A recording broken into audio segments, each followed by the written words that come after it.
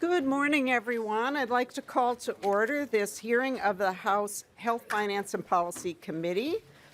Today being March 7th, there is a quorum. The quorum is present, and the first order of business is approval of the minutes of March 5th, which are in the packets. Representative Bierman. Madam Chair, I move the approval of the minutes from March the 5th, please. Okay, is there any discussion to the minutes? Seeing none, all in favor, please say aye. Aye. All opposed? The motion prevails, and the minutes are approved. Thank you. Okay, the first bill on the agenda today is House File 3533. Representative Fischer is coming forward, and Representative Fischer is on the committee, and his motion is going to be to that House File 3533 be laid over for possible inclusion, right, Representative Fischer? Yes, Madam Chair, that is my motion, is to have it laid over. Okay, very good. And so, Representative Fischer, to your bill. Thank you. Thank you, Chair Liebling and committee. I appreciate the opportunity to present House File 3533, which is a very bipartisan bill. It's been heard already in the Human Services Policy Committee. We've had a very good discussion, and this is a bill that I think everybody can get around. It's allowing our counties to get together with the Department of Human Services so that we can continue to build out these awesome programs that several of the counties are already doing in providing medical services through the Medicaid system to their people in their counties. This has proven to be a very successful program.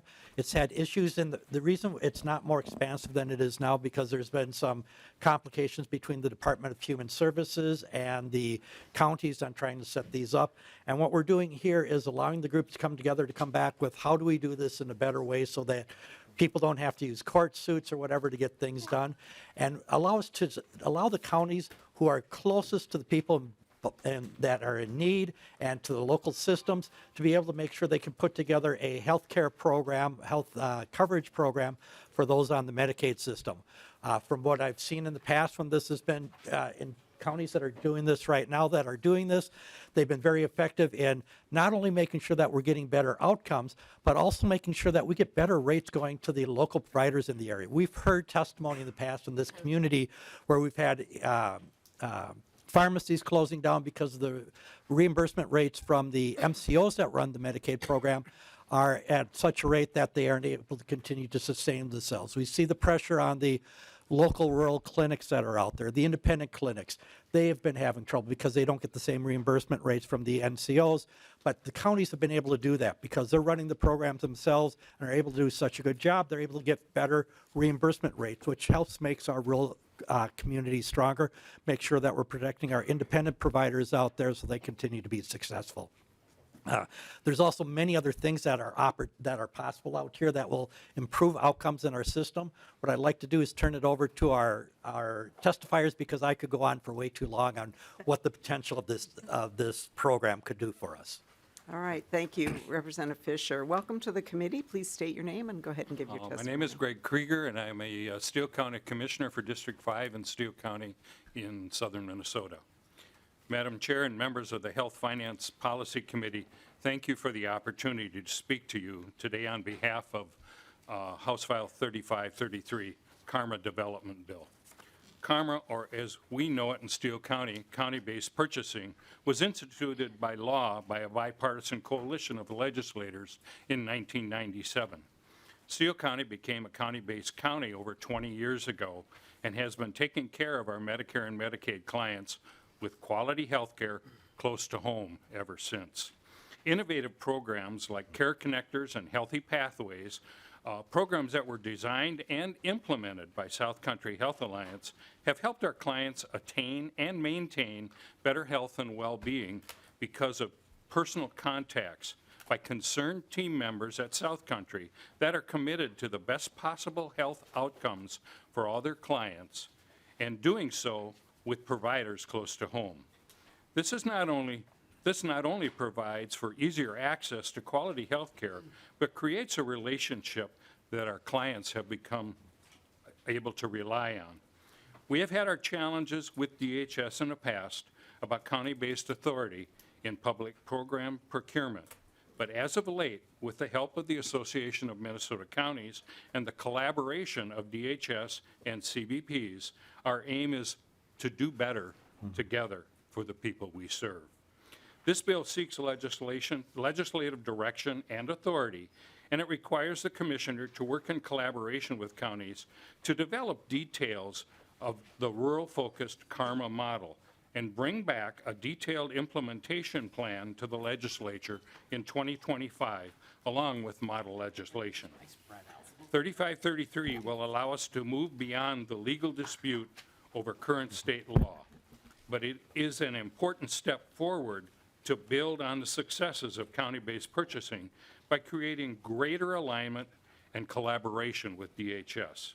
But most of all, this is an important step toward innovation to improve and strengthen the county-based model to further integrate and expand the common goals of better health and well-being to all of our public program enrollees with county public health and social services to address social determinants of health and deliver better and longer-lasting care outcomes.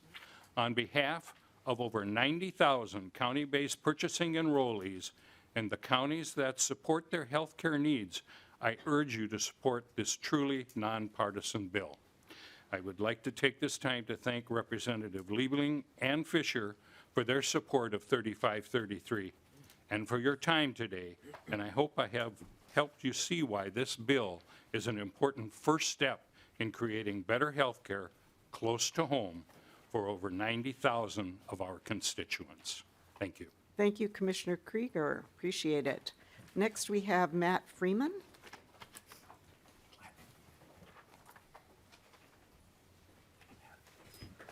Welcome to the committee.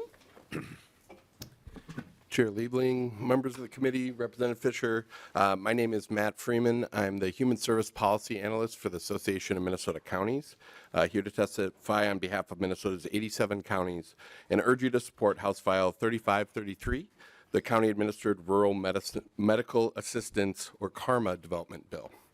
This legislation is a result of a year-long process of collaboration between AMC, Minnesota's 3 county-based purchasing plans, and in cooperation with the Minnesota Department of Human Services. AMC and its commissioners, who manage Minnesota's 3 CBP plans, are excited to be working on CARMA with DHS. We're hopeful that the final proposal will highlight and build on CBP's 40-year history of success at innovation, responsiveness, transparency, reinvestment in rural health care infrastructure, and increasing access to care, and better results for enrollees. AMC and its commissioners know the importance of local and county-based care delivery, integration with other county services, partnering with our local providers, and supporting our local communities. And it makes for great care and outstanding outcomes for those that we serve. We're excited for this opportunity to do even better and create the next generation of county-based innovation to better serve rural residents and communities with an even stronger and more cost-effective outcomes. This bill offers the opportunity to collaboratively flesh out the details of a new and improved model, and we appreciate your consideration. Thank you. All right, thank you, Mr. Freeman. So I have Dan Andreessen and then another testifier, but I don't know, Mr. Andreessen, are you want to testify on the bill or on the amendment or both? Now? He said the amendment. Okay, all right, okay. So are there anyone else who wants to testify on the bill? Okay, not seeing anyone. So that being the case, I'm going to offer the amendment at this point. And so I'm going to offer the A2 amendment. And before I discuss the A2 amendment, let me just say that we're laying the bill over. And so now Senator Abler, who was a member of this committee for many, many years, used to say, I've got a placeholder. This is just a placeholder.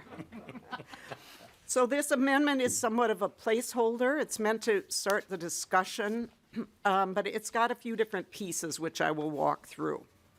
So first of all, the first section of the bill, state-funded cost-sharing reductions, is kind of not related to karma, really. This is something that was actually in many versions of our omnibus bill last year. It was taken out at the very end. This was actually, it's a way to help people in the individual market who are struggling with unaffordable out-of-pocket costs, who have market plans through MNsure, who, pay a lot for their premiums, even though we, of course, have federal subsidies right now that reduce the cost of premiums. They're still struggling with their out-of-pocket costs and oftentimes unable to actually access their care.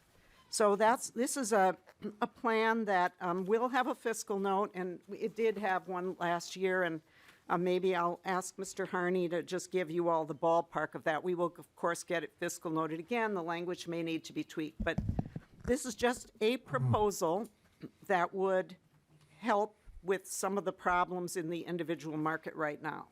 Okay? So that's what that's doing there. And you can read the language. It starts in plan year 25 for people who are between 200 and 250% of the federal poverty level. And it essentially applies some state funding to buy down those out-of-pocket costs. And it does this through the plans that exist now and has us repaying them. So this is actually something that, I don't know if we have anybody from MNsure here today, but this is something that MNsure last year had said that they could do, that was workable, that was kind of using existing systems. It's a simpler way to get some more immediate help to those people who really need it. And then beginning in plan year 2026, it would then apply to people who are between 250%, 300% of federal poverty. So that is what that is. The next section of bill, section 2, the only thing that does is change a date. So this is language from current law that we passed last year, asking DHS to develop some plans for a direct payment system. In other words, no secret, we want to get the private insurance companies out of our public plan space. And so we asked DHS to look at some things for us. We realize there's complications about how the money flows in the state and so on, and how the contracting is done. So we had asked for a plan. Given that we are talking now about the karma model, it's going to require DHS to do some calculating, and the date on the karma model for DHS to come back with the details is January 15, 2025. So this is my kind of attempt to have a conversation with DHS about moving up some of the other analysis, and I think this will continue to be worked on, because what we don't want to do is send DHS in a bunch of different non-productive directions. We realize they have limited ability to work on things, but again, this is for discussion, asking to move up that date to make it consistent with the karma bill. And then finally, when I looked at karma and had some discussions with Hennepin Health, which you all know is a publicly owned MCO in the public program space, question kind of came up, why can't the non-rural counties do this too? So that's what this is. If we can, there may be different considerations with the federal government, but kind of what's good for the goose should be good for the gander. And we should be able to think about, this is just another way to perhaps approach the idea of having a public programs that are truly public. So that's what this is doing here. The language is just absolutely modeled on what's in the karma bill. And so you can see what that is. So with that, I think we would first call up, I have Dr. Krishnan Subramanian, who is going to testify on part of the bill, and then we'll go to Mr. Andreessen. So welcome to the committee. Thank you for being here. Good morning, Chair Liebling, esteemed representatives. My name is Krishnan Subramanian, and I'm a pediatrician at Hennepin Healthcare, and I also am the Chief Medical Officer at Hennepin Health. So I say I'm kind of a county employee, and I kind of work at an insurance company. So let me explain. Hennepin Health is a county-owned and administered health care organization. We are a managed care organization that serves only Hennepin County residents who are eligible for Medicaid. We have no employer-sponsored programs. We have no private programs. We have a very small Minnesota Care program. And while we would love to cover all Hennepin County residents who meet eligibility, we actually see specifically an awesome group of neighbors who have medical ailments that meet at the intersection of the social drivers of health. 36% of our membership have some sort of mental health condition. 19% have substance use disorder. And thus, we as a county begin to think, what is our responsibility and opportunity to augment services to ensure that we're not just taking care of the health care of individuals, but of the human care of individuals. The member who visits the emergency room 6 times in a month, can we connect them with our social workers to ensure they have housing and a primary care doctor? The individual with substance use disorder, would a peer counselor help them through this very challenging moment? Our work has yielded great results. We've seen a 2/3 reduction in our readmissions for folks with SUD simply because of a peer counselor involvement.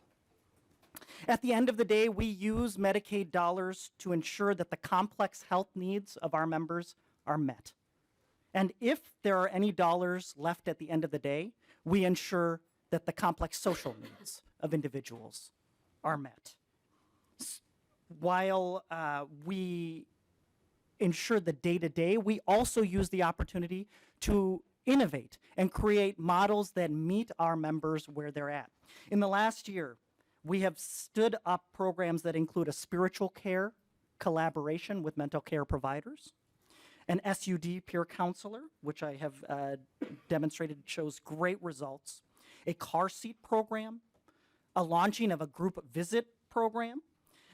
We have one team that took a coordinated care model grant that we gave and leveraged that into a large federal grant to ensure mental and physical health needs of our members.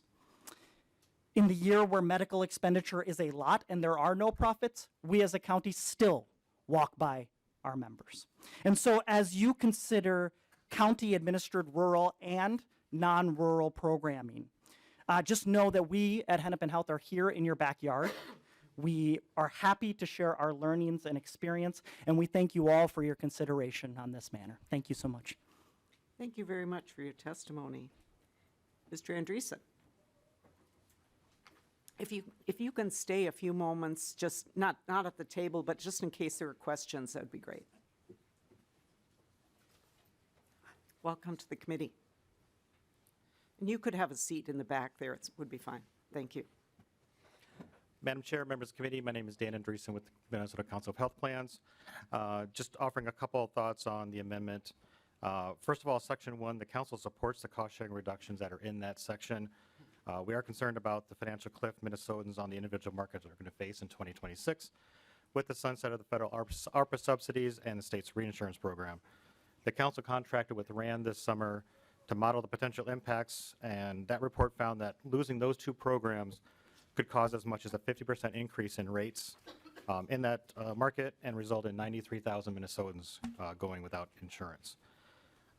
Although costly, these cost-sharing reductions will improve availability for those who purchase their insurance on the individual market. However, it's important to note that these cost-sharing reductions only address affordability for a targeted part of the population, and the reinsurance program is a proven mechanism for a broad-based approach. Section 2, keeping in mind your comments, Madam Chair, we are concerned about shortening the deadline for DHS to put in an implementation plan.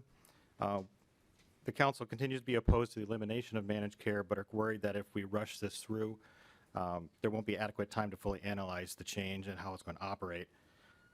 As we said last session, many national reports have found that managed care outperforms fee-for-service models because of structured care coordination and the use of payment withholds by DHS to ensure that MCOs meet performance targets and quality improvement goals.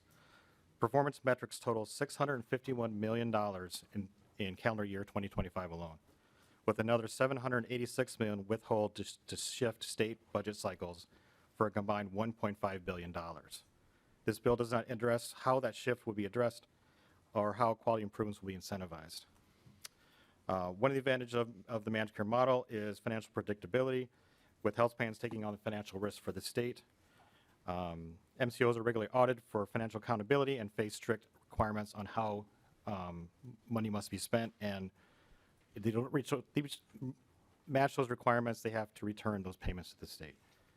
And then lastly, regarding Section 3, as the state embarks on this, and just broadly the karma model, we are concerned about enrollee choice being eliminated.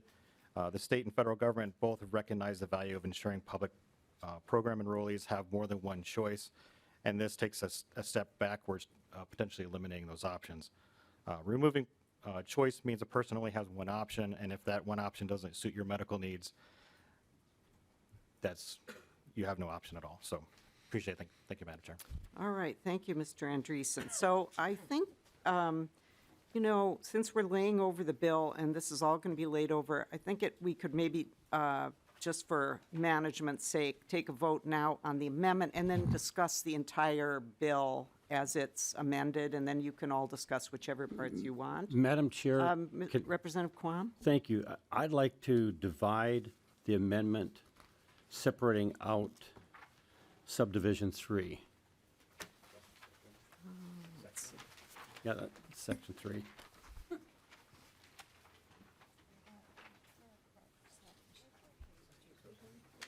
Okay, so, all right, Representative Quam, if you want to do that, which part do you want to vote on first? I'm fine with the chair deciding what Well, order. it's your decision. Okay, Which part do you then, want first? then I would go to the vote and discussion on the non-rural medical assistance model, just because with the turmoil. You don't have to explain, Okay. just, that's your choice. So I should ask if this is divisible? Oh, Mr. Chun? It is, okay. All right, great. So in order to get the bill in the form, I'm not the author of the underlying bill, but Representative Fischer, let you comment on this. Thank you, Madam Chair. I will say that, first of all, in terms of the overall amendment for each section, I think For that Section 3, which on is Section 3, I think non-rural it's part. important that we make sure that we add this in. I mean, I've heard from our local counties that are in the metropolitan area, some of them are interested in being able to do the same opportunities that our rural counties are. And I think anything that can build on the system, and there will still be choice out there, because you'll still have opportunities where the people can choose either the county system or the fee-for-service system, which is what happens in some areas now. So I think this would be something that we want to make sure we're casting a bigger net and having as many people involved, and this is how we make better decisions for going forward to have better health care. Okay, and I'm sorry, Representative Quam, I should have allowed you to speak first. Please go ahead. Well, thank you, Madam Chair. And part of it is because of the sort of progressing court, questions in this area, and the modifications being made to the existing program. I think it would be prudent to first get the changes and the stability in the existing programs before we delve into an entirely new area, plus a little bit different interpretation of language than the author, because on 3.28 it says deliver care on a single plan basis to all medical assistance enrollees, and to me that is looking at a constraining effort to decrease option and choice, and frankly, that I think is troublesome to me, but I know some people think that that would be advantage. But the reason for dividing it was, let's go ahead and fix the turmoil and the issues with the existing program before we look at expanding it to a large portion of the population of the state. Thank you, Madam Chair. Okay, and Representative New Brindley, did you want to comment on this portion of the amendment, or did you want to wait and comment on that? Okay, all right, all in favor of adoption of Section 3 of the A2 amendment, please say aye. Aye. Opposed? No. Motion prevails, Section 3 is adopted, and to the rest of the amendment, Representative Fischer, did you want to comment on the rest? I will say that I I'm very open to what's being proposed here. This is something that is going to continue to evolve as we go forward. I would like to make sure the discussion continues in this area. And I've also been noted for doing this to other bills out there when I see it a good idea that can be added on instead of crafting a new bill is doing amendments to help we can keep things going as things have popped up as we see bills and discussion ideas occur. Okay, thank you. So all in favor of the remainder of the A2 amendment, please say aye. Aye. Opposed? No. The motion prevails. The amendment is adopted. So to the bill as amended, Representative New Brindley. Thank you, Madam Chair. And Representative Fischer, I am trying to understand, and it's a little complicated. I'm trying to understand lines 3.27 to 3.30 of the amendment. It is different than the language for the rural. So we're setting up two different systems here. And my question is, and I'm trying to make sure I understand it, and perhaps the chair would, I mean, I'm sure she knows all of these answers, but currently, are MCOs required to provide at least 2 plans in a given county? Well, I think, I'm not exactly sure what you're asking here, Representative New Brindley. The MCO, an MCO would not be providing more than one plan. If you're asking, Thank you. does the law require more than one plan? And is that what you're asking? Thank you, Madam Chair. Actually, no, that was it. So MCOs can currently provide one plan. So this is also saying that the county program could provide a single plan. However, Representative Fischer, I'm hoping that you can clarify your words. And this language stuck out to me particularly, and I'm hoping that what you just said is not correct. But what you just said is that the options will be, they will still have choice, and they can choose either this county plan or fee-for-service. Will those be the only 2 options? Representative Fischer. Madam Chair, thank you. Representative Brindley. From my understanding of what we're putting together here is this would allow the counties to put their plans together for what they'd like to do. In terms of if I understand how we currently operate in the market, and I may need clarification on this, is that DHS currently has to take bids from all, the different, who wants to do it, whether it's county or an MCO, and then they decide where they want to bid. As of right now, there's nothing specifically saying you have to do all of them or none of them. I think that's some of the things that they're going to have in the discussions they're putting the model together. I do know that one of the options that is still going to be out there is that still making sure that you have also opting in for the fee for service. I know that's also going to be discussed as one of that. So these are the things that I think the model is going to come back for, but from my understanding, what I'm hearing on discussions right now, that I'm not hearing that it would specifically say that the MCOs would not be out there. What it's saying is it's allowing the counties to specifically be able to organize for those that right now are not organized in it. Does that answer your question? Representative New Brindley. Thank you, Madam Chair. It does, and frankly, it's been litigated, right? That in Minnesota we believe in having choice, and so I just want to ensure this language was just a little bit odd. It's not in the underlying bill applying to the rural model as well, and so that throws up some red flags for me. But I want to ensure that, well, and frankly, like I said, it's already been litigated, that in Minnesota, unless that law is also changed, we actually do believe in giving consumers real choices. Thank you, Madam Chair. Well, so Representative New Brindley, what language were you speaking of here? Could you repeat your lines that you were pointing to? The 3.27 to 3.30. It's in the amendment. Yeah. That same language is not in the underlying bill for the rural model. Right.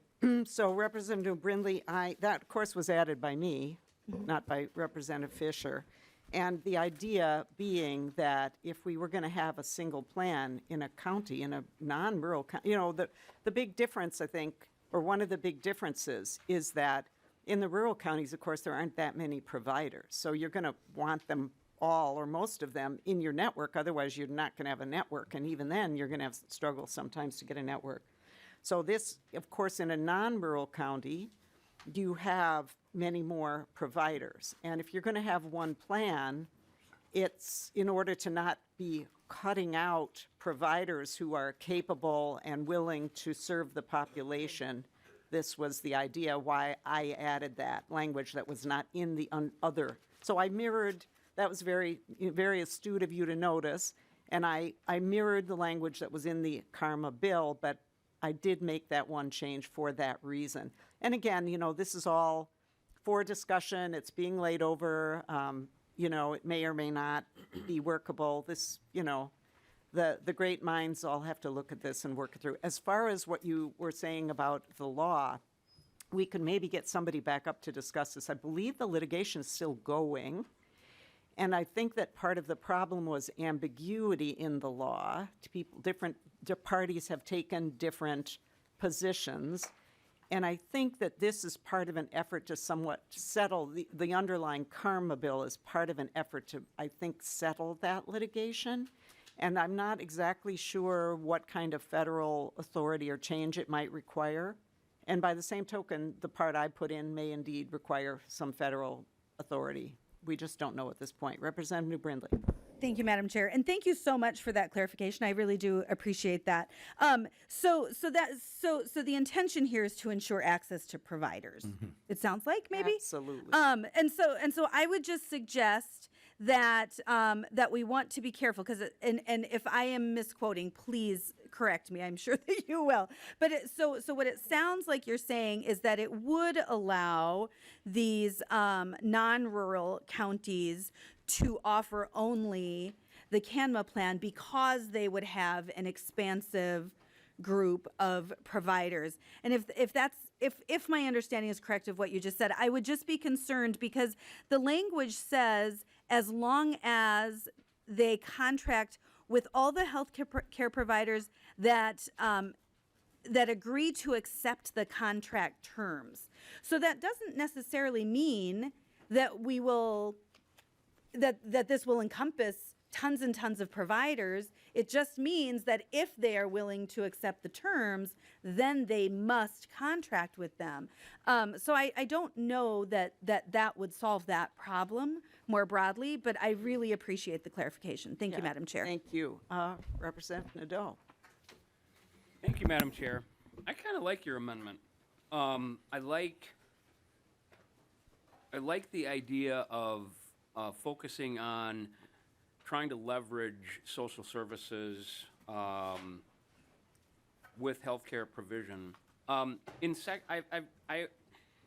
Representative New Brindley, tackled that paragraph, and the thing that struck out for me in that line 3.27 was the CANMA model may allow. And I think the intent is that it's providing an option on top of what's currently provided. But I'm wondering if they also can decide not to allow. If they may allow, could that model also not allow? Well, thank you, Representative Nadeau. It's a good question. I mean, this is kind of, the rules haven't been written. Yeah. And we don't have the program, both of these programs need further design. So I think that's why we're saying, my concept, at least for this, and I think the Karma concept, is that counties have the option to do this or not to do it, continue with the old model. Yeah. And, my hope would be that they would see that this is to their benefit, to the benefit of the citizens of their county, that they're able to do this more integrated model and not have to waste resources competing with other plans. And these are our public programs, after all, and these are elected officials who are ultimately responsible to their constituencies just as we are to ours. So, that's the idea. It's really, to the degree that it's, I guess I'm hesitant to I would, I guess, suggest that members not focus too much on individual words, although I appreciate the thinking about it and the questions, because it will help us think through these things, but, again, it's kind of a work in progress. Okay. So thank you very much for that. And just to follow up, Representative Nadeau. in subdivision 1, so as I read this, and I think that, number one, I don't even know what the, kind of what the out-of-pocket costs are for the population that is, 200 to 250% of FPG.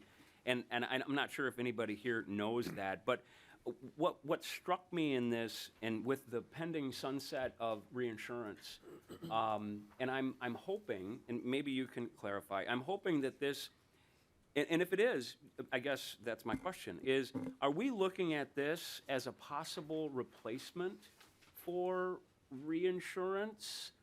Or are we assuming that we're gonna refund our reinsurance for the plans, or what is the thought there? That's what came up to me, and I'm not trying to be super critical. I'm just really curious on this one. Yeah, Representative Nadeau, thank you for that question. So this is not intended to replace reinsurance. It's intended to supplement right now and into the future. But I think we have to wrestle with the reinsurance issue separately. There probably will be other language coming forward to attempt to address that piece. I've never supported the reinsurance that we have now in the way it's done. Okay, there are other ways to do it. I think there was 1 or 2 years under Governor Dayton when we did it as a direct subsidy to the policyholder to help buy down their not their out-of-pocket cost, but their premium cost. And so we may have to do something like that. I do not support the way we do it now, because it really operates in a way that is not transparent, not guaranteed to actually flow through. And I just saw there's been some analysis that it probably raises rates, actually. So, there's a lot more discussion to come on this, but just to directly answer your question, no, this was not intended to replace reinsurance. We still have to work on that. Thank you. Yeah. Okay, other discussion to the bill as amended? All right. Seeing none, House File 3533 as amended is laid over for possible inclusion. Thank you very much, Representative Fischer, and thank you to the testifiers. Okay, the next bill on the calendar is Representative Acomb, House File 4096, and while she's coming up, I will just say that members may not realize what a broad jurisdiction we have in this committee, but because we do water in the Department of Health, this is actually very squarely within our jurisdiction, even though we don't talk about it all that much, and so today's our opportunity. So welcome, Representative Acomb, and Representative Acomb is going to move that House File 4096 be laid over for possible inclusion. That is my motion. So, Representative Acomb, to your bill, and there's no amendment to it, correct? No amendment. All Thank right. you. Thank you, Madam Chair and members, for the opportunity to present House File 4096. This bill provides necessary technical amendments to the Minnesota statutes governing permitting of groundwater thermal exchange devices. Groundwater thermal exchange devices, including aquifer thermal energy storage technology, also called ATES, have the potential to provide the benefits of geothermal energy in high-density locations across our state where it might not otherwise be available because of the lack of space available or needed to deploy traditional geothermal technology. The technology components are the same, and the permitting and regulations are similar to what is already allowed under state statute. Projects proposing this non-consumptive use of water contained in Minnesota's aquifers to extract thermal energy provide an additional tool to decarbonize the hard-to-decarbonize area of the state's new and existing building stock. In Minnesota, buildings make up 40% of greenhouse gas emissions because of our weather and the need to both heat and cool buildings. So this can be an effective tool to effective tool and also environmentally safe. The current language has very low gallons per minute threshold for projects, which prohibits the allocation of this technology to anything beyond the size of a small residence. House File 4096 in no way changes the obligation of owners, developers, and operators of these systems to operate in a manner that is consistent with current state regulations and rules. Compliance with the current rules and regulations will allow the safe utilization of aquifers as an energy resource for the state. There are 2 projects in the metro region that offer the chance to decarbonize redevelopment and propose thousands of square feet of new buildings utilizing this aquifer thermal energy storage system. These projects one is in Minneapolis and the other is the Heights, located on the Upper East Side of St. Paul. These projects will include low-income and affordable housing, senior housing, commercial retail, and so forth. In addition, this technology is also a key feature of Mayo Clinic's transformative delivery project in Rochester. 2 new clinical buildings totaling nearly 2 million square feet of space will combine innovative care concepts and digital technologies in a physical space like never seen before. These projects will miss out on the opportunity to connect this renewable energy resource if this bill is not passed this session. So with me today, I have Michael Auger from Evergreen Energy, who can elaborate a little bit. And I also want to point out that in packets and probably easier to see if looking online or on your printed, or not on printed stuff that printed out black and white, but it's a visual of the technology, which I think can be helpful just for people's understandings. So with that, Madam Chair, I will turn it back. Thank you. Welcome to the committee. Please introduce yourself and go ahead. Madam Chair, members of the committee, my name is Michael Auger, and I'm Senior Vice President and Chief Business Officer of District Energy St. Paul and Evergreen Energy. Based in St. Paul, Evergreen Energy develops, operates, manages, and maintains district energy systems across the United States. I'm here to speak in support of House File 4096. Since 2018, Evergreen has been working on deploying aquifer thermal energy storage as a potential energy source for district energy systems in Minnesota.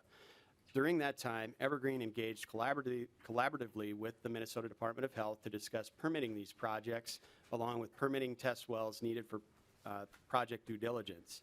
In late 2023, on the cusp of test well drilling in Minneapolis for the 2800 East Lake Street project, or Longfellow Community Energy, as it'll become to be known, Evergreen was informed by the department that upon additional review and guidance, it was apparent that the types of projects proposed in Minneapolis, St. Paul, and Rochester were not permittable under the current state statute. Through further discussion with the department, it became apparent that amending this statute to allow for a larger gallons per minute flow rate would be acceptable, given that aquifer thermal energy storage projects do not consume water, and current rules and regulations are in place to already ensure that the projects would be deployed in a manner that protected the state's natural resources. We thank the department for its commitment to collaboration that has led us to this point. They have been a good partner and have been very responsive to our questions. As mentioned in Representative Acomb's introduction, there are currently 3 projects under development in the state that are at a critical moment where permit clarity is needed now in order to successfully deploy aquifer thermal energy storage systems. The 2800 East Lake Street project in Minneapolis, the Heights project in St. Paul on the former Hillcrest Golf Course location, and the project under development at the Mayo Clinic in Rochester. All 3 projects are able to deliver carbon-free heating and cooling energy to redevelopment projects that will include low-income and affordable housing, commercial, retail, light industrial space, and healthcare. Put simply, if House File 4096 does not move forward, it is likely that a majority of these buildings will have to resort to using natural gas for heating or other less efficient means for cooling. I'd like to comment just a little bit on the 100 cap that's proposed as well. We're comfortable with that. To deploy these projects takes time, effort, and mobilization. We think that that allows the department time to review and study as we move forward, and acknowledges that this is just the beginning, though, and there will be additional opportunities as this moves forward. I thank you to the committee for the opportunity to testify in support of House File 4096, and I'd be happy to answer any questions. All right, well, thank you very much for your testimony. Yeah, so we'll go to the next testifier, and if there are questions, we'll call you back up. So, Jack Roll, welcome to the committee. Welcome to the committee. Good morning, Madam Chair and members. My name is Jack Rawl. I'm a facility project manager with Mayo Clinic in Rochester. I'm here today to share our support, Mayo's support of House 4096. I'm also joined by my colleague Jody Larson, a fellow engineer, and we will be happy to answer any questions. First, I would like to thank Representative Acomb for authoring this important legislation for the partnership of our colleagues with Evergreen. Second, I'd like to briefly share why Mayo intends to use this technology in our Bold Forward Unbound in Rochester project. As we embark on the Unbound project, a project to build nearly 2 million square feet of space that will be used to deliver the most advanced health care to our patients at our Rochester campus, we want to do so in a way that it both meets or exceeds the needs of our patient, yet is achieved while being good stewards to the environment. After much research, planning, and design, we believe this geothermal technology provides us the best opportunity to not only achieve these goals, but also aligns with Mayo Clinic's commitment to the Department of Energy's Better Climate Challenge. Given the size of this project, we plan to utilize technology that is the technology to a greater extent than what is allowed by current law. This is why Mayo and Evergreen are in favor of House File 4096. We look forward to the opportunity to work with MDH and the DNR as we begin to implement these technologies, and we truly appreciate your support today. Again, Jody and I are happy to answer any questions you may have about the project, the Unbound Mayo project, and the application of this geothermal technology at Mayo Clinic. Thank you for the opportunity to speak to you today. Thank you for your testimony. Yeah. Is there anyone else who wants to testify for or against the bill? Okay, I'm not seeing anyone. I wonder if we could have, is there someone here from MDH whose area this is? Yeah, could you please come down? Anywhere. And let me just ask, Mr. Harney, is there I assume we've got a fiscal note in the... Yeah, Madam Chair, correct. There's a fiscal note request active. Okay. Great. Hi, could you just introduce yourself for the record? Yes, I'm Teresa Purrington. I'm the well manager for the well management section at the Department of Health. Okay, and could you say your name again slowly? Teresa Purrington. Purrington? Yes. Okay, Ms. Purrington, thank you for coming down. So, I just wanted to check in with you. I mean, it's just because in the past, I know this was controversial with the department, and I just wanted to, get from the horse's mouth, so to speak. Of course, I believe what the testifiers have said, but I just thought it would be good to also have the department comment on the bill since it directly is, affects the Department of Health. So can you kind of give us, I don't mean to put you on the spot, I am, of course, but, but could you comment on it as well? Madam Chair, committee members, thank you for asking that question. I will respond with that MDH supports climate energy and or climate change and energy needs while upholding our authority to protect public health and groundwater. So for this, we appreciate the support that we've provided to get the technical assistance to help move this forward with Evergreen Energy and Mayo. Okay, so I take it obviously it's not an initiative of the department.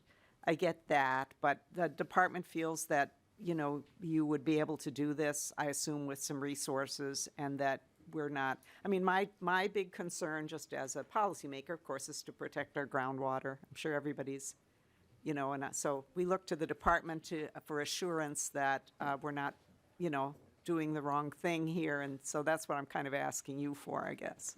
This language, thank you, Madam Chair. This language allows the department to review information and obtain information through the permitting process.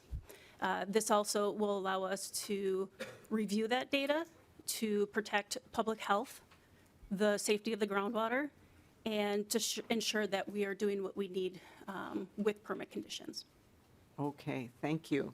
I'll go to Representative Quam and then Nadeau. Representative Quam. Thank you, Madam Chair.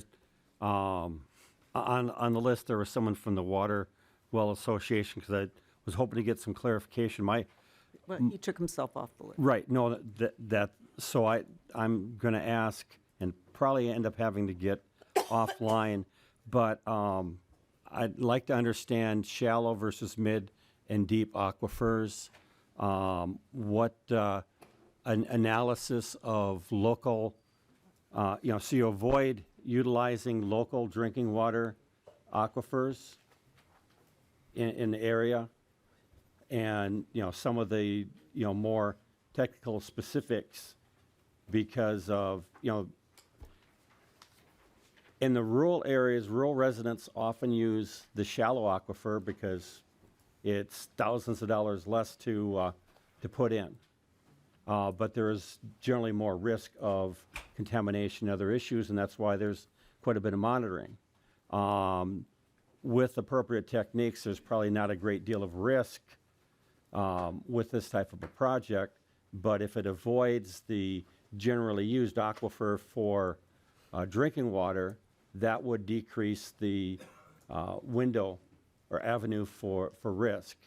The other thing is that some of the aquifers that are highly utilized, when the flow or the content is decreased from public use, if it was used for something else and there was a little bit of contamination, then the probability of a concentration reaching a level that would be of concern is increased. So I'd sort of like to understand what some of the general guidelines are, and we can probably give the committee that later on, because this is for possible inclusion, correct? Correct. We don't have a fiscal note yet. Right, and so the idea is to make sure that there are, you know, intelligent, logical procedures and policies in place. I like the idea of utilizing the geothermal, but I want to make sure when we implement and change that we reassure the, you know, citizens of a decreased risk. So those are the areas that I had concern with. Thank you, Madam Chair. All right, thank you. I'm not sure if there was an actual question there. Representative Acomb, anything you wanted to say about that? Well, I would say maybe look to the technical experts about what depth they're, or if that is determined through this kind of technology. It's within the bill, there is language on 2.1 and 2.2 that talk about any conditions deemed necessary to protect the public health and safety of groundwater. So the department will have authority and jurisdiction to help oversee and ensure the things that you're bringing up. Okay, so let's go to Representative Nadeau.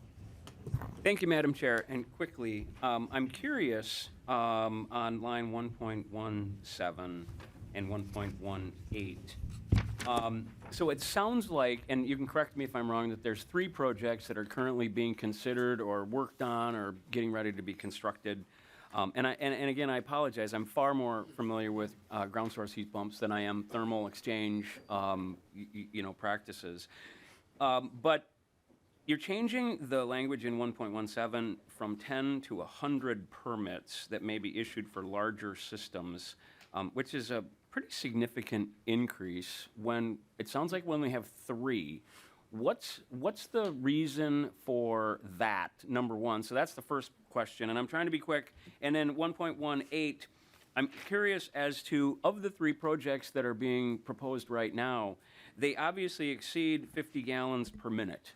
and I'm wondering what they exceed that amount by. Those are good, Yeah, Representative Acomb. sorry, Madam Chair. Those are great questions, and I will say, I'm not a technical expert, though we do have some that are with us today. When we look at increasing its capacity, currently, as described in my introduction, it really only allows for the heating and cooling of a smaller building, and so having a larger building, needing more capacity. But as far as your second question, I would look to maybe some technical experts if the gentleman from the Mayo would be willing to come back. Sure. Or Ms., Or do you have to, say your name again for me, I'm sorry. Teresa? Teresa Purrington. Purrington. Yes. Okay, Ms. Purrington, did you want to take a crack at that, or would you? I'm curious of the specific question, because there were two. So what Okay. specific one do you need? Representative Nadeau. Yes, Madam Chair. The specific question for you is, the language is being changed in 1.18. Currently, there's a limit to 50 gallons per minute for a large system, 20 to 50. I'm wondering why we're striking that, and so it's over 20. We're getting rid of that limitation. And it seems to me, the more gallons being used and recirculated back into our water table, the more risk there is. And I know that it's a closed system somewhat, but it's not really. And I'm wondering why we're increasing that, and to what extent the current projects under proposal have exceeded the current limit of 50 gallons. Okay. Ms. Purrington, does that help? Madam Chair, thank you, and committee members, thank you for the question. I can't specifically ask about these projects, about the gallons type. I think that would be Okay. better answered All right. by the All right. project owners. Okay, Mr. Roll, please come on up. So, Ms. Purrington, you can be off the hot seat for a few minutes. Thank you. But don't go far. Okay, welcome back. You might want to just state your name again, please. Yes, Jack Rawl with the Mayo Clinic in Rochester. Okay, Mr. Roll, go ahead if you can address that. Madam Chair, members, yes, the current design for the Mayo system, I can't speak to the Evergreen projects, the Mayo systems are 750 gallons per minute. Representative Nadeau? That's pretty significant. That's pretty significant, yes. Again, these systems are meant to provide heating and cooling for large developments. So that 50 would, like Representative Acomb said, is really intended for a home, for a single-family home. Representative Nadeau? Just one quick follow-up then, Madam Chair. I mean, what would happen, I mean, should there be a limit? I mean, 10,000 gallons a minute? I mean, I know how difficult it is in rural areas to get a permit for a well I mean, it's impossible. So I'm just curious, should there be an upper limit? Or should, for example, a county decide that or a city gonna say, we're gonna heat and cool our whole community, and we're gonna use 200 million gallons a minute? I'm making that number up. I mean, should there be an upper limit? It just seems like there should be. This is a relatively new technology, and we're just opening it up for anybody to kind of use whatever water resources there are. And I'm concerned about not understanding the science behind this and wondering if this is a safe thing for us to do. So, thank you, Representative Nadeau. So, Mr. Roll, we didn't really spend much time sort of describing what the technology really is. So, maybe you could give us a little, because my understanding is that you're not polluting groundwater. So when we say we use X amount, we're not really using it in the sense of if you were drawing it out of a well, for example. Madam, Mr. Roll. Yeah, thank you, Madam Chair. Representatives, you're correct. So the wells, specifically at the Rochester project, we take groundwater from approximately 375 feet. It is pumped up from an extraction well through a mechanical piece. It never sees the environment once it's pumped out of that well. It recirculates through a mechanical heating and cooling device and then is injected back into the earth at the same depth at 375 feet. So yes, you are correct. It's never, once it comes out of the ground, it never sees the light of day and then is injected back in. Representative Acomb. And Madam Chair, if I may, I will just say that this isn't new technology, and it's technology that the department has been permitting and overseeing for a number of years. And during that time, they have been, once a year, and in some cases up to 4 times a year, monitoring particular projects and particular development. And so there has been a track record of safety and lack of a risk. And so I think that's why the department feels as though, with continued oversight and partnership with developers, that there's the ability to move forward in a larger fashion. And so, as I stated earlier, the department will continue to implement conditions where necessary and oversight every step of the way. So, okay, thank you. Representative Nadeau, I think your question is very well taken. And so I think we could, something to think about when the bill gets laid over, and, whether putting a cap in there would make sense, I think is a very, good thought. So we have Keel, Murphy, Fischer, and then I hope to lay the bill over. So Representative Keel. Thank you, Madam Chair. I wondered if the department could just explain on it's 2.1 and 2.2, what is the thought process about any permit conditions deemed necessary to protect the public health and safety of groundwater? Why is that added? Ms. Purrington. Madam Chair, committee members, thank you for the question. For these systems, you guys have communicated that it is an increase from 50 gallons per minute to no limit. This provides us the opportunity to obtain information and review information to ensure that we are protecting the public health and the groundwater. These systems are larger than the 50 gallons per minute, and these larger capacity systems provides us the opportunity to review that information, and these current rules that we do regulate didn't have these larger capacity limits. So it will provide us that opportunity that our rule did intend in the first place. Representative Keel. Thank you, Madam Chair. Thank you. Representative Fischer. Thank you, Chair Liebling. I just want to kind of get folks to take a look at lines 2.8 and 2.9 on there. Is what this does is this links us back to the original issue that was raised by Representative Nadeau is, what do we need for a limit out there? And the Department of Natural Resources has the capacity and requirement in state statute already where they are required to only issue permits for water use if it is done in a sustainable way. And this is one of the issues that we have in the water world, is that a lot of the permits and stuff you need cross over between different areas. So the Department of Natural Resources determines how much water you can use and is going to have an impact on the environment. And if so, they have the right to issue a permit or not issue, and that's where you get the limits, where the Department of Health comes from the safety concerns. Is going to be something that contaminates the water, et cetera.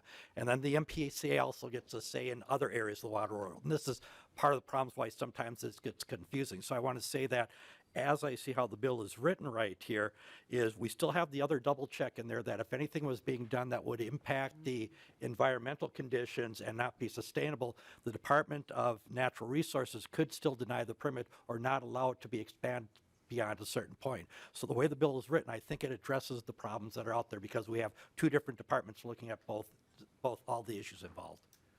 Thank you, Representative Fischer. That's very helpful. It's great to have a member with that broad expertise that you bring, because I know you've been working on water issues for quite some time, so thank you for that. Any final comment, Representative Acomb, before we lay it over? No, I thank you for the discussion and the questions. Appreciate the partnership, and this will be laid over so we can continue to work on this. All right, so thank you. So with that, House File 4096 is laid over for possible inclusion. Okay, we will go now to House File 4098, Representative Hemmingsen-Jaeger. And Representative Hemmingsen-Jaeger moves that House File 4098 be laid over for possible inclusion. And let's see, we do have an author's amendment, the A1, to put the bill in the order in which the author would like to discuss it. So all in favor of adoption, Representative Hemmingsen-Jaeger is moving the A1 amendment. Right, Representative Hemmingsen-Jaeger? Yes, please. Yes, and All in favor of adoption, please say aye. Opposed? Motion prevails. And so to your bill as amended. Great. Thank you. Thank you for your time and attention. This bill is a Board of Pharmacy bill, and long story short, this basically closes a loophole for third-party logistics providers. It clarifies reporting if there are 0 reportable distributions occurring. There are no concerns from the pharmacy community, and the fiscal note is 0. All right. Very good. Okay. And so I see you have Dr. Phillips at the table. Did you want to say anything about the bill? Anything to add? If I may speak to the... Please introduce yourself and go ahead. I'm Jill Phillips, the Executive Director of the Board of Pharmacy. Please go ahead. Thank you, Madam Chair, and thank you, committee members. Again, my name is Jill Phillips. I'm the Executive Director of the Board of Pharmacy, and I'm here testifying in support of House File 4098.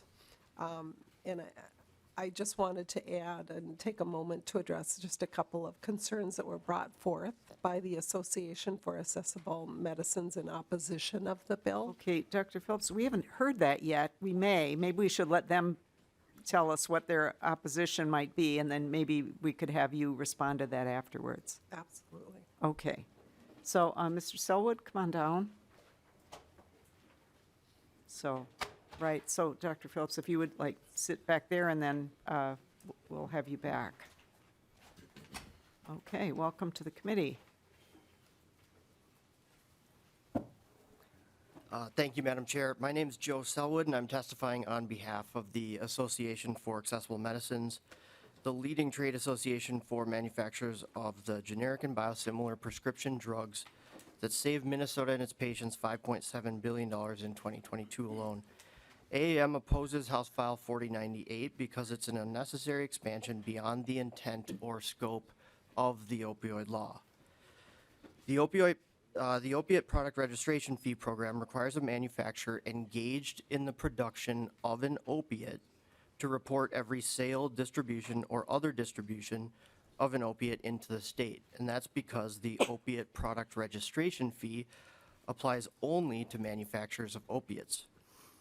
These fees are paid by roughly 100 manufacturers at either $55,000 or $305,000 per year based on volume, generating around $15 million annually.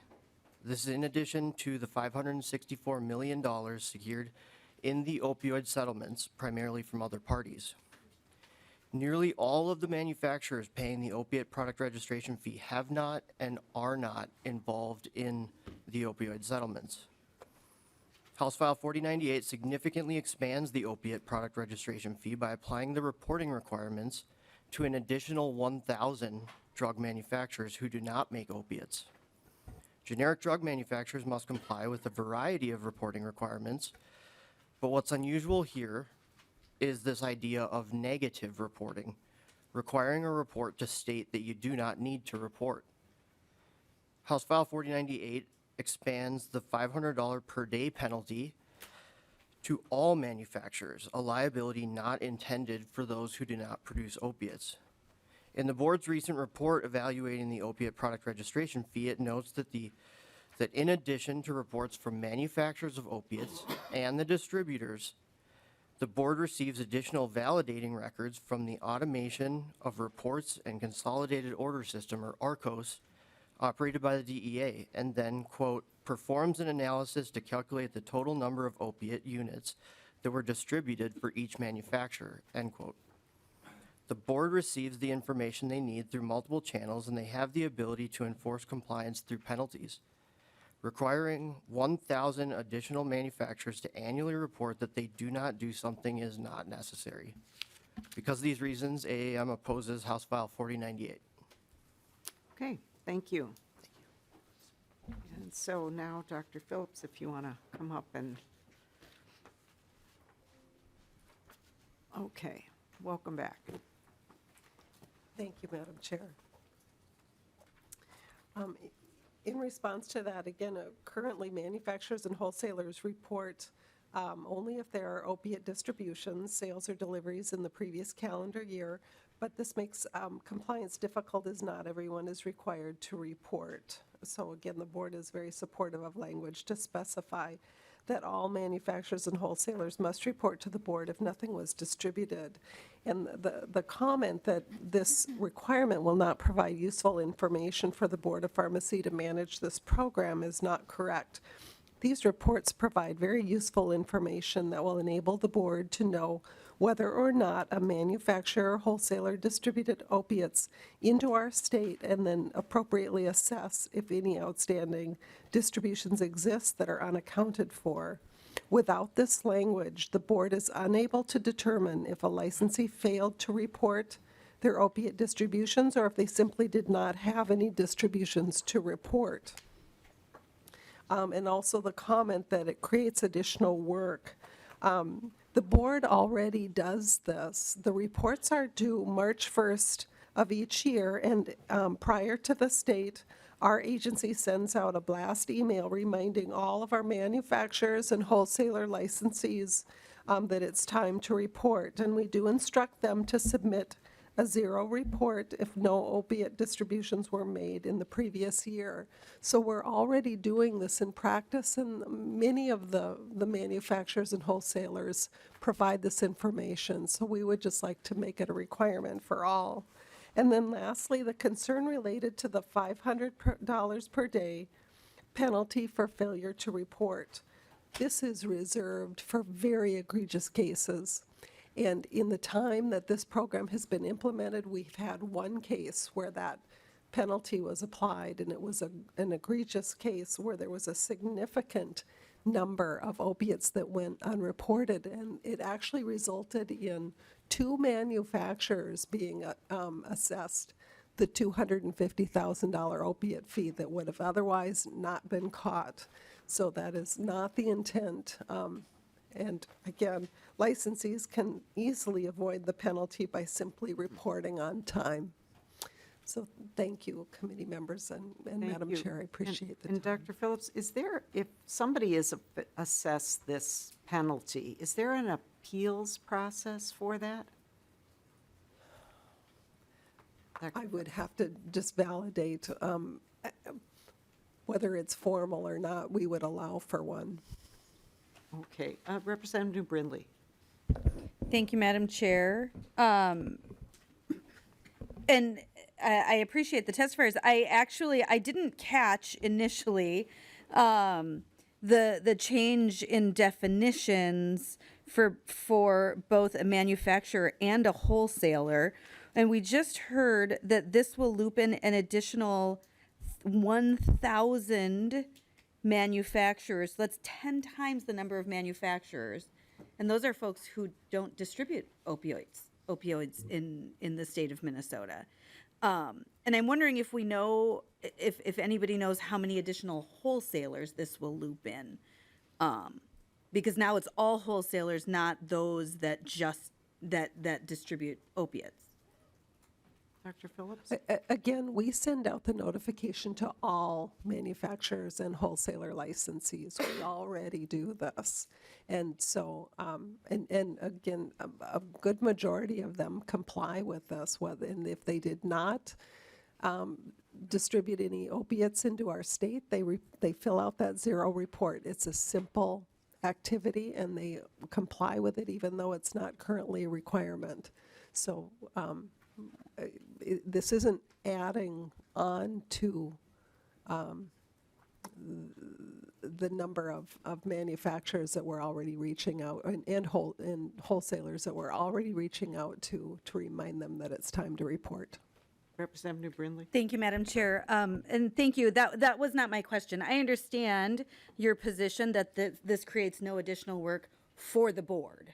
I understand that. The board is sending this out to all manufacturers, all wholesalers. However, this increases the onus on 10 times the number of manufacturers. We are exponentially increasing the number of manufacturers we now loop into this requirement. And I was hoping that we knew how many wholesalers as well this would expand. and I have a real concern about requiring negative reporting, that it doesn't make sense to me that if you are not engaged in an activity in the state of Minnesota, that you would have to tell someone that you are not engaged in an activity in the state of Minnesota. And I hope we can all see the problems that could create in so many areas. This is sort of an odd requirement, and particularly now I understand the current board reserves the administrative penalty for only egregious cases, but that's not what the law allows for. The law literally reads $500 per day. So if you are a day late, it's $500 for every day.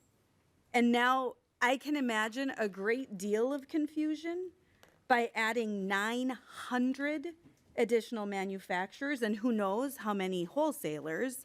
I can imagine folks going, I don't do that. I don't know why I would report that, and it becoming a problem. This is really, I see this as really problematic and could really spin,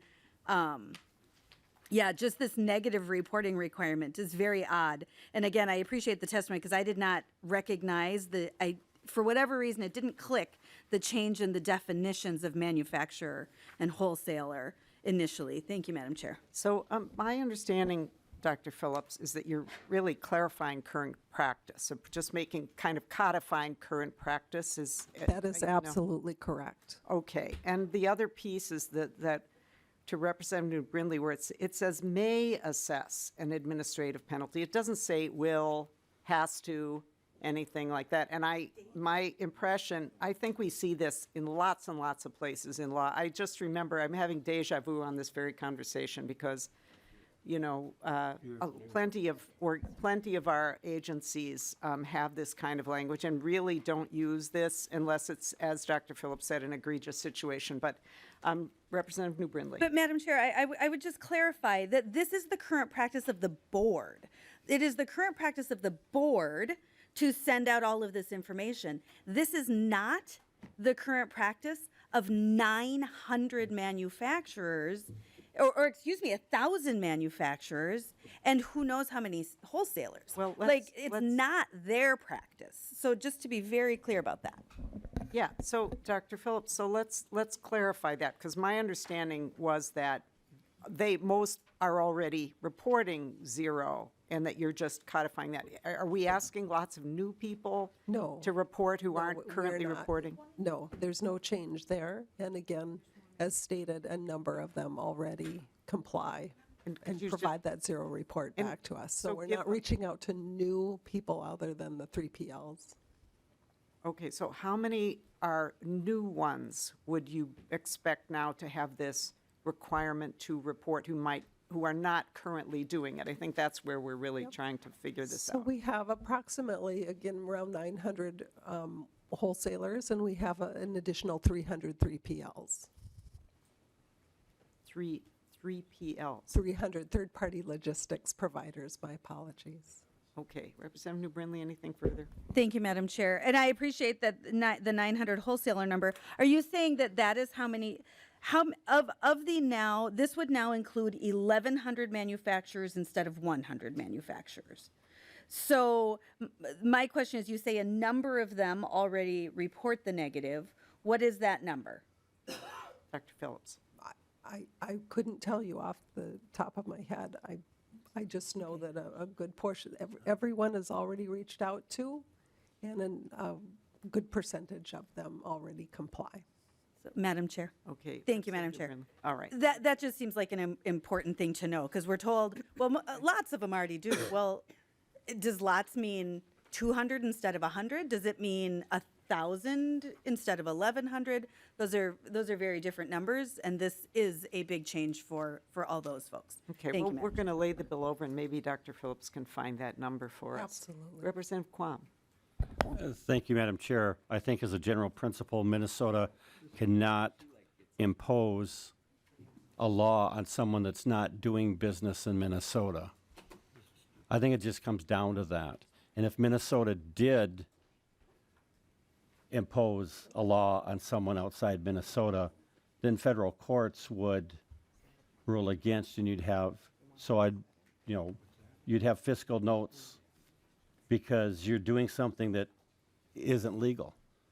I mean, it's beyond interstate commerce. They're not an entity in the boundaries of our state, doing business in the boundaries of our state. So we do not have purview to legislate upon them any requirement or burden. And the excuse of may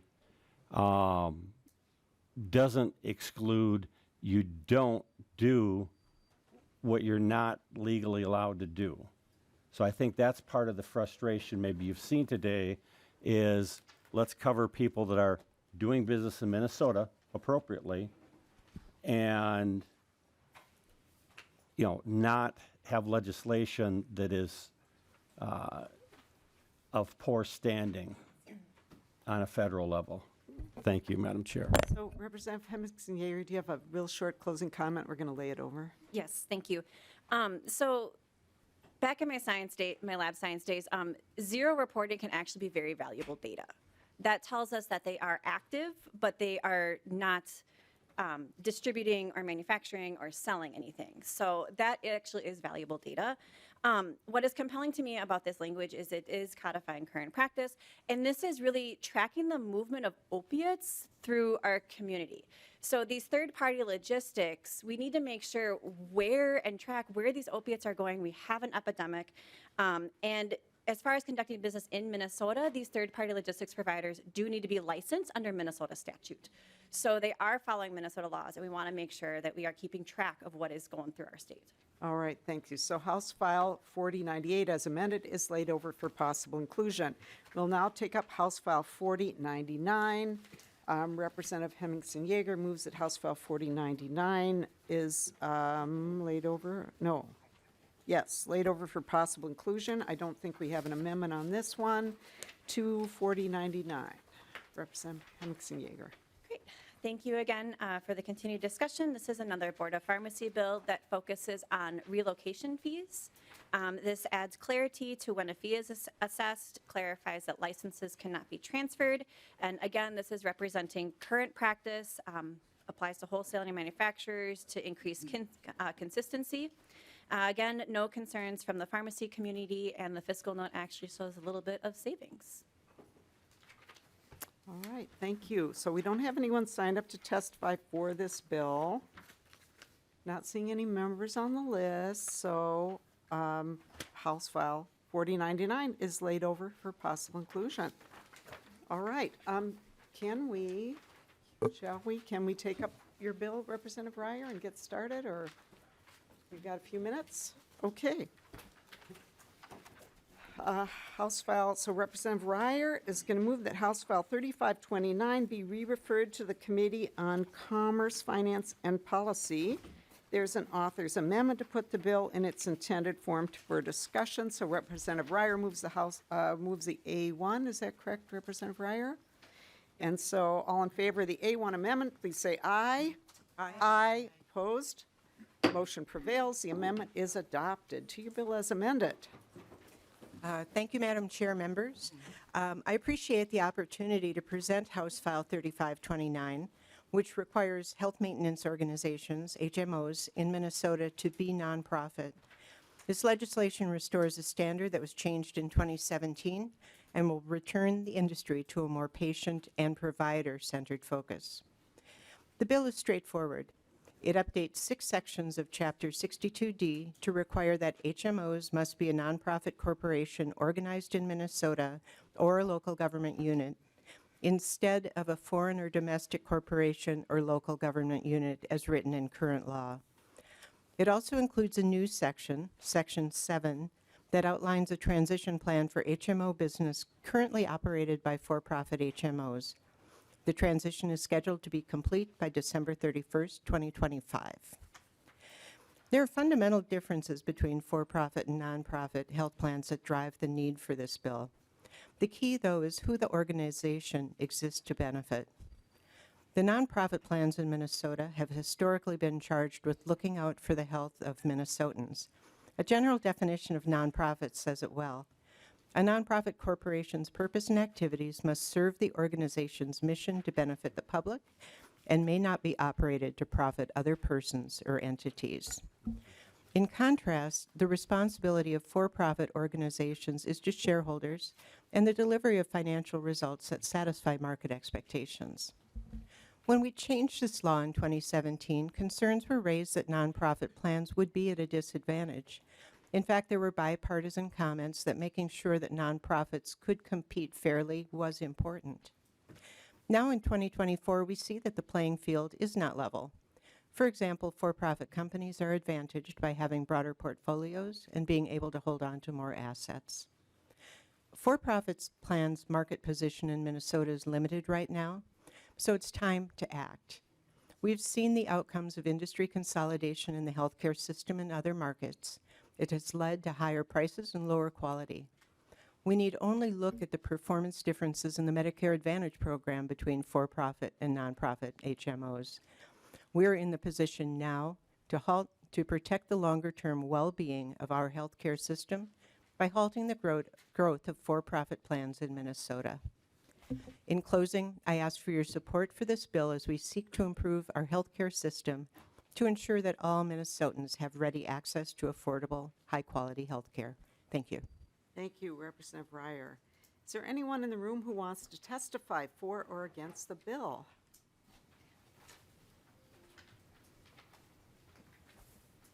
Welcome to the committee.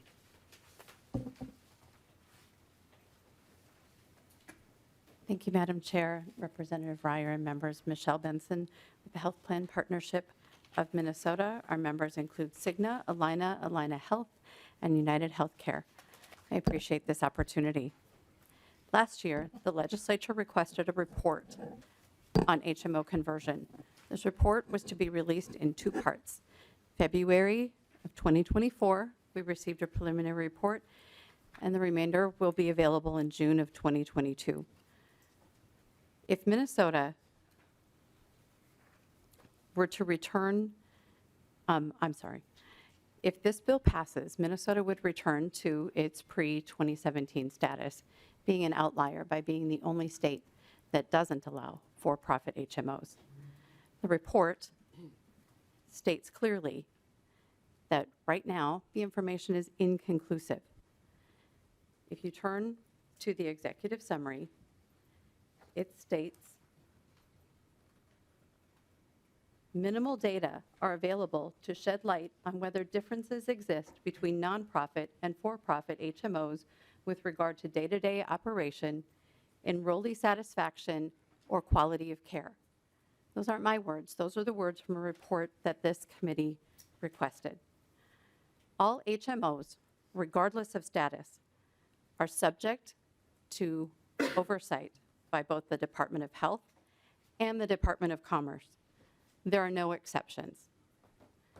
All HMOs, regardless of status, are subject to a medical loss ratio. All HMOs must compete for enrollees by having strong provider networks, competitive rates, and satisfying the people they serve. Consumers and employers are free to choose the best value they find in options for coverage. No HMO can charge more or provide less because they would simply not be chosen, regardless of their status as for-profit or nonprofit. HMOs, regardless of status, are subject to medical loss ratios at both the federal and state levels. Any excess funds are required by law to be returned to enrollees. Additionally, the Minnesota Department of Health gathers vast amounts of information reported on an A1 report to ensure that only allowed expenses are included to be charged out in our public programs. I'll send members a copy of this report later. I didn't bring it with me here today because, well, I'm an accountant and I might find it fascinating. What you really need to take from it is that there's extensive reporting regardless of your status, whether you're a for-profit or a nonprofit. The playing field is level between these two types of entities. Many of you will remember. I'm going to ask you to wrap up, please. Oh, sorry. Many of you will remember a few years ago when the plan exited the market and the chaos that caused for medical assistance enrollees. Removing options from the market will result in that same chaos. And HMOs, regardless of status, are part of complex organizations. Again, Appendix C will show you how complex even nonprofit HMOs are in their organizations. The report coming in June will shed more light. And I believe in that report, you will note insignificant differences between for-profit and nonprofit HMOs. The Health Plan All right, Partnership I of really need Minnesota you to wrap up, please. is opposed to Health File 3529 as we are community partners, employers, and are dedicated to giving value to our enrollees. Thank you, Madam Chair, for letting me go over time. Good Representative Reyer, any final word? Thank you, Madam Chair. I think that the input that many of us received from our constituents about concerns with the performance that they've received speaks for itself, and I ask for your support. All right, with that, Representative Reyer renews her motion. Well, no one. Well, I'm sorry, I didn't see your hand, Representative New Brindley. I was kind of looking at the list and didn't see anyone on it. So, Representative New Brindley. Thank you, Madam Chair. I can't imagine that I'm the only one who wants to ask some questions about this.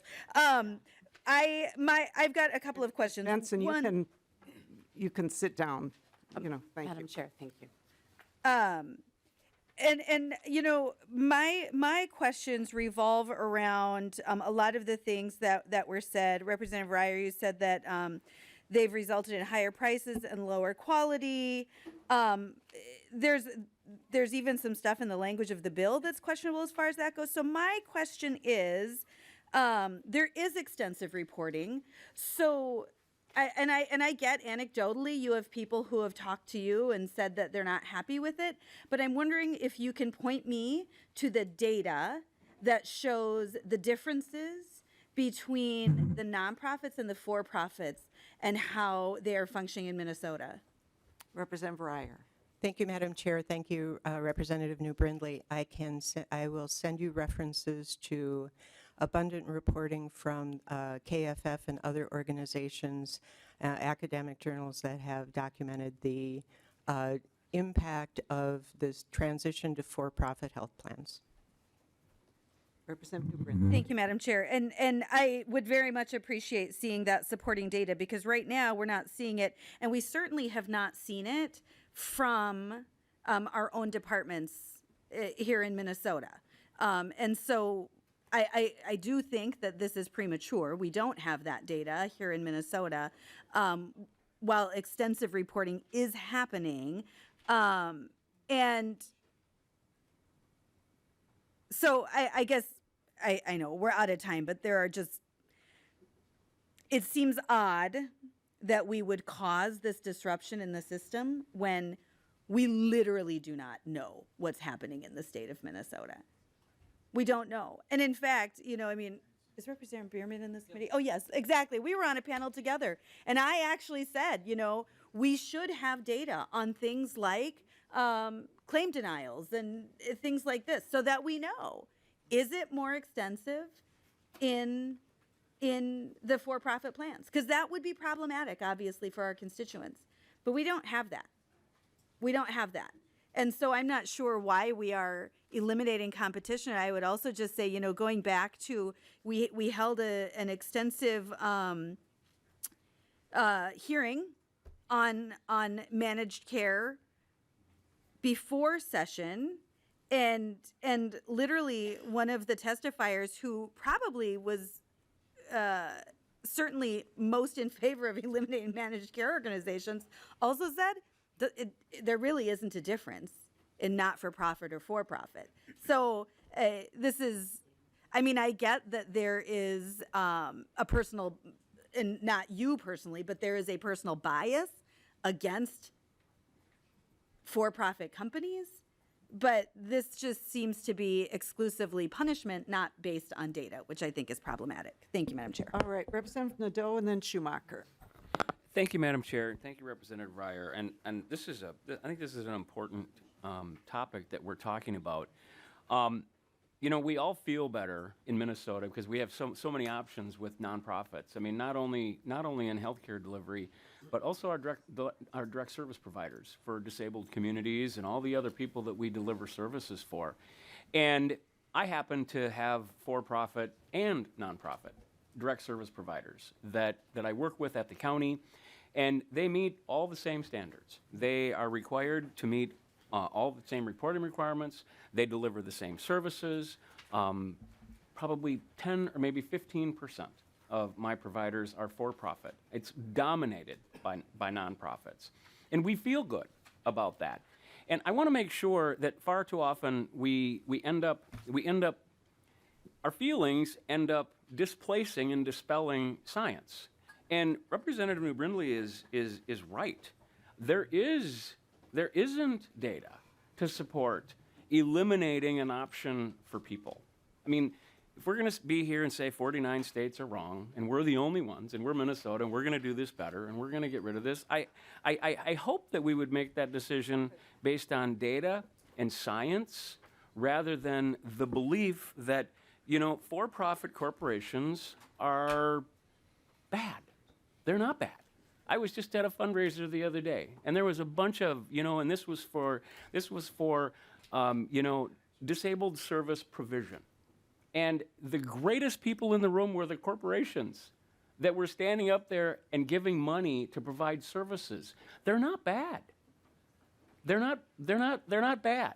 And so if there's data and if there's evidence, and the Kaiser reports that you're going to send, maybe those are national studies. There is no study in Minnesota that will defend getting rid of for-profit healthcare providers, and they're serving 40,000 people in Minnesota.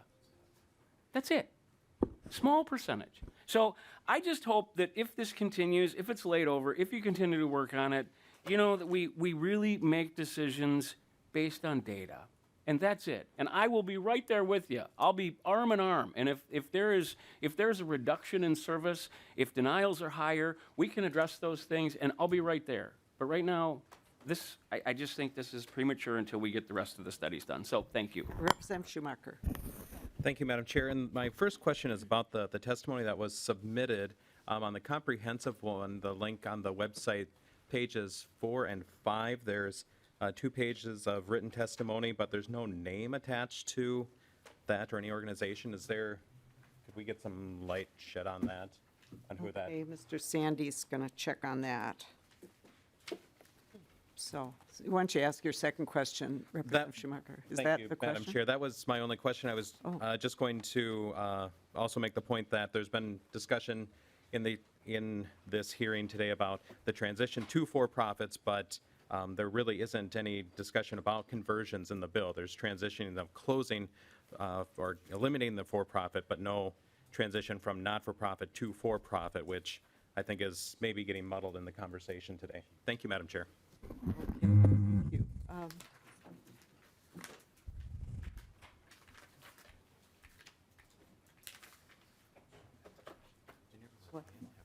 So Representative Schumacher, this staff here will, if it's okay with you, will talk with you offline about that issue. There might be some misunderstanding about that.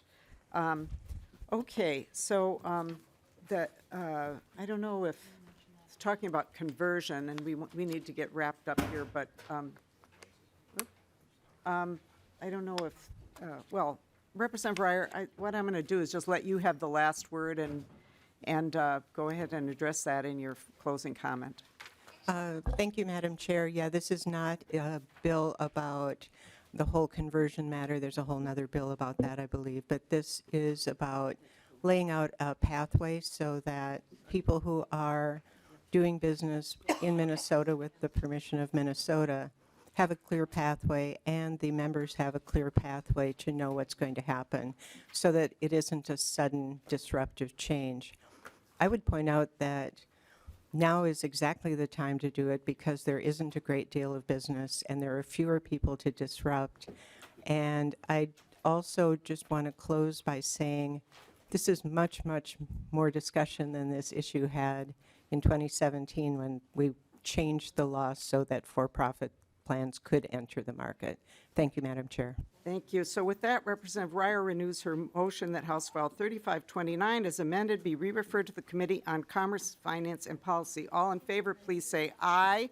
Aye. All opposed? No. The motion prevails. The bill is on its way to Commerce. And with that, we are adjourned.